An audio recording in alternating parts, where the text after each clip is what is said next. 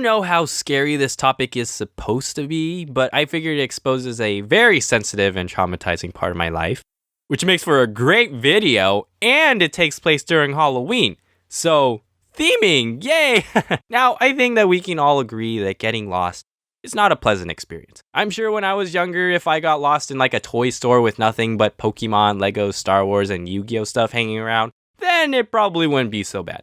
But regardless, being alone without a connection to contact your parents in a large place full of strangers, I'm sure that feeling of panic will set in eventually. And when I say connections to contacting your parents, I mean stuff like cell phones. Yes, you little babies that have your own iPhones, I'm talking to you. See, back in my day, if we got lost, one does not simply just text our parents and be like, "Yo, where you at? Why did you abandon your own child?" My parents constantly reminded me that in the case that we got lost, we were to do 3 things. Stay where you are, as long as it was safe to do so. Tell an employee that you're lost, not some random stranger. Duh. And cry really loud to make a scene.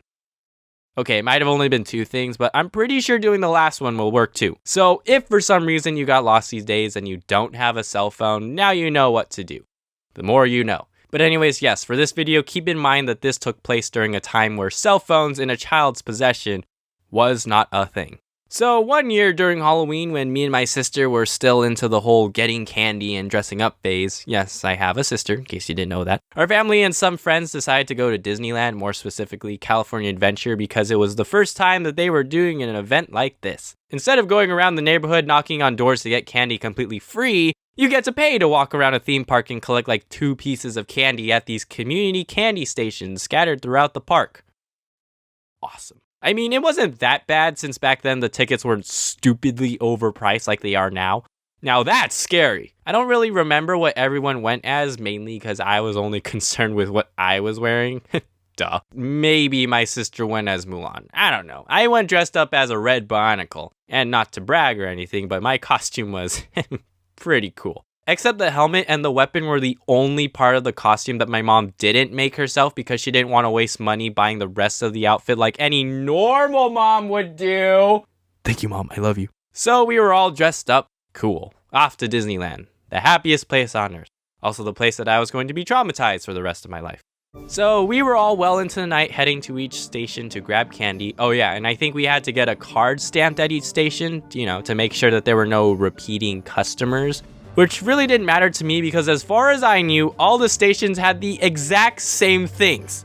Some apple-flavored lollipops, plenty of Tootsie Rolls, Starbursts, and Laffy Taffies. So no, I didn't get my usual Hershey's, M&M's, Nerds, or any other type of candy that I liked. And that kinda sucked. Aside from walking around and getting candy and riding the same old rides, some may be a little different due to theming, there was nothing else much to do. Now, I remember we were at California Adventure, Paradise Pier, now called Pixar Pier, I think. We were all in line to see Snow White. Apparently she was handing out different candy than what all the other stations were giving out. Probably had to do something with apples, just a hunch. I already got my candy, but everyone else was still waiting in line to get theirs, cause they're frickin' slow. And I figured, they aren't going anywhere anytime soon. Gosh dang it, I'm 7 years old. I can just walk off and explore that store over there and look for myself, thank you very much. So I walk inside the store, no one saw. I had a taste of independence. Anyways, I did some exploring, looking at all the cool stuff that I couldn't afford. Eventually I got bored and decided it's probably a good time to head back. So I walked back over to Snow White Station, but none of them were there. My sister and my friends, nope, gone. And I can just remember that this wave of panic just came over me. Also, it didn't really help that everyone around me was taller, a complete stranger, and they were wearing this really scary mask. So yeah, that was happening. All right, man, calm down. It's not that bad. You're 7 years old. Screw it! I'm 7 years old! I'm not supposed to be alone this early in life. Now, on the outside, you would see this little boy with the armor of a mighty and fearless Bionicle warrior. But underneath that mask was a little Asian boy crying his eyes out wanting his mommy. I mean, I could tell myself I'm a big boy and big boys don't cry as much as I want. But that didn't change the fact that I was lost in a huge theme park, surrounded by a bunch of people wearing masks on Halloween with no phone to contact my parents. But John, you're supposed to be prepared for all this stuff, since your parents told you all these years? Yeah? you know? Yeah, that's quite true. So keeping in mind what I should have done, what do you think I actually did? Maybe it should have been 4 things. Get a freaking hold of yourself first, because when you're in a panic, you tend to not think straight. So yeah, I tried looking for my parents or someone that I knew for that matter. What was step number 2 again? Seek out an employee so that they can help you.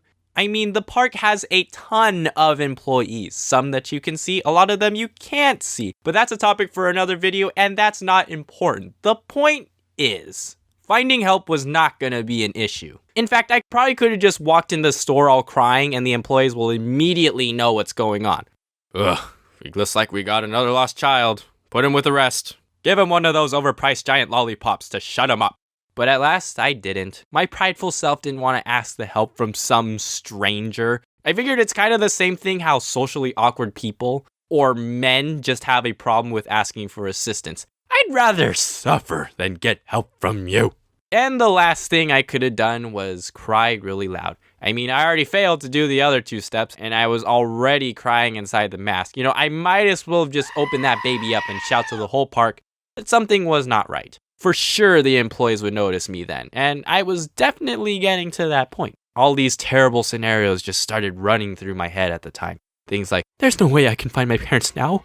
They're gonna leave me here all alone, and the park's gonna close. I'm gonna have to survive off eating cockroaches and this bag of candy I have. Totally unreasonable, right? But remember, I was so scared, so I could not think straight. What seemed like being lost for an eternity was probably no more than 5 minutes, because when all hope was lost and I was accepting my inevitable fate, in the distance, I spotted my dad, and with a crying embrace, I was reunited. Yay, no cockroaches. And I held their hand for the rest of the night. Apparently they weren't that far away when they realized that they were missing a child. I just couldn't see them from my short stature. But at least they didn't leave me there. So, yeah. That was the time I got lost at Disneyland during Halloween. If there was a message to come from this story, it would be, don't do what I did. And with that, I'm back. Did you guys miss me? Alright, so we got some new items up in the merch store. I know you guys wanted to have me on the apparel, so there you go. You can have me on your clothes. Also be on the lookout for some different products coming out, including some Christmas related stuff. Yeah, so be sure to check it out here or use the link in the description. Enough about that. So I wanted to quickly clarify something that it may have come across in the video, that my parents weren't like happy to see me and that they don't love me or something. But obviously that's not true. They're all happy. They love me. I mean, what would their lives be like without me? Oh, let's not entertain that thought. Alright, so happy Halloween, guys. Stay safe. Don't eat too much candy. Thanks for watching, and until next time, stay young.